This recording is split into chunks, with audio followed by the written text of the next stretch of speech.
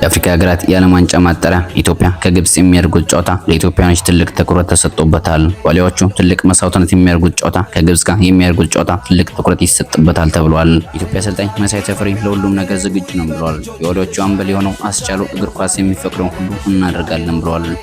የዋሊያዎቹ አምበል አስቻሉ ለተጠየቁት ጥያቄ ሳላና ማርሙሽን እንዴት ታቆማላችሁ ለተባለው ምንም የተለየ ነገር የለም ሲል ምላሹን ሰጥቷል። የእንግሊዝ ፕሪሚየር ሊግ ድምቀት የሆነው የመድፈኞቹ ተጫዋች ቡካዮ ሳካ በቅርብ ወደ ሜዳ እንደሚመለስ ተነገረ። እንግሊዛዊ የመድፈኞቹ ወሳኝ የመስመር አጥቂ ላለፉት 3 ወራት በጉዳት ከጨዋታ አርቆ መቆየቱን ይታወሳል። የአርሰናል አሰልጣኝ ሚኬል አርቴታ የተጫዋቹን ጉዳት በተመለከተ በሰጡት አስተያየት ቡካዮ ሳካ ጥሩ መሻሻል እንዳሳየ ነው የገለጹት። ሚኬል አርቴታ ለሻምፒዮንስ ሊግ ደርሳችሁ ብሎ ሲጠይቅ አመሰግናለሁ የሚል ለጋዜጠኛ ምላሽ ሰጠ። የእንግሊዝ ፕሪሚየር ሊግ የውሃ ሰማዮች አጥቂ ኤርሊንግ ሃላንድ ስለ ዓለማችን ኮከብ ክርስቲያኖ ሮናልዶ እንደዚህ አለ። ክርስቲያኖ ሮናልዶ በእግር ኳስ ታሪክ ላይ የምንጊዜውም የዓለማችን ምርጡ ተጫዋች ነው አለ። አሁን በከፍተኛ ደረጃ ላይ እገኛለሁ። ነገር ግን እሱ በ40 ዓመቱ በዚህ የውድድር ዘመን ከኔ የበለጡ ጎሎችን አስቆጥሯል። ይህ ደግሞ በእግር ኳስ ዓለም ላይ ያልተለመደ ነው።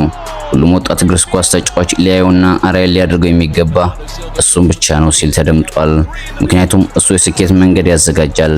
CR7 የምንጊዜውም የዓለማችን ምርጡ ተጫዋች ነው ሲል ለስፖርት ኒውስ ሐሳቡን ሰጥቷል። ብሽሽቁና ትንኮሳውን ተው፣ ወደ ኋላ እንመለስ። የዛሬ 5 ዓመትና 6 ዓመት አርሰናል የት ነበር? ማንም የሚወርቅበት አርሰናል የሚባልን ክለብ ሁሉ የሚደቁሰው ነበር። ያን ጊዜ ያምጣው ለመድፈኞቹ እንኳንስ ለዋንጫ ለመፎካከር ይቅርና ለአውሮፓ ሊግና ለሻምፒዮንስ ሊግ ለመሳተፍ ድሉ አልነበራቸውም። ደጋፊዎች ሰሜን ለንደን የኛ ነው ብለው ለመዛመት ተቸግረው ነበር። እነዚያ ጊዜዎች አለፉ። የደጋፊዎች ጽናትና ብርታት ሁሌም አርሰናልን በልባቸው የማይጠፋ እነዛ የመድፈኞቹ ደጋፊዎች ናቸው። አሁን መድፈኞቹ ያስፈራሉ። ለተጋጣሚ አይመቹም። ለተቃራኒ ደጋፊዎች የማይራስ ምታት ናቸው።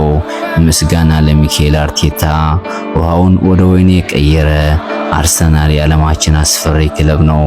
መሃሉን ማቶ ሲፈልግ 360 ዲግሪ፣ ሲፈልግ ወደ ኋላ የሚመለስ፣ ሲፈልግ እንደ እባብ የሚዞር ያ የአርሰናል የቁርጥ ቀን ልጅ ኦዴጋርድ ነው። ተከላካዮችን አልጠራብህ፣ የሩሲያ ማፊያ ነው የሚመስሉት። አጥቂዎችን አልዘርዝርልህ፣ ሜዳ ውስጥ ከገቡ መድፉን አቀባብለው ተኩስ ዳውሻ ነው የሚሉ መድፈኞቹ የዓለም ምርጡ ክለብ ነው። ምስጋና ለሚኬል አርቴታ። ኖርዘርን ለንደን ዋትኤቨር፣ አርሰናል ሁሌም ከፊት የሚሉ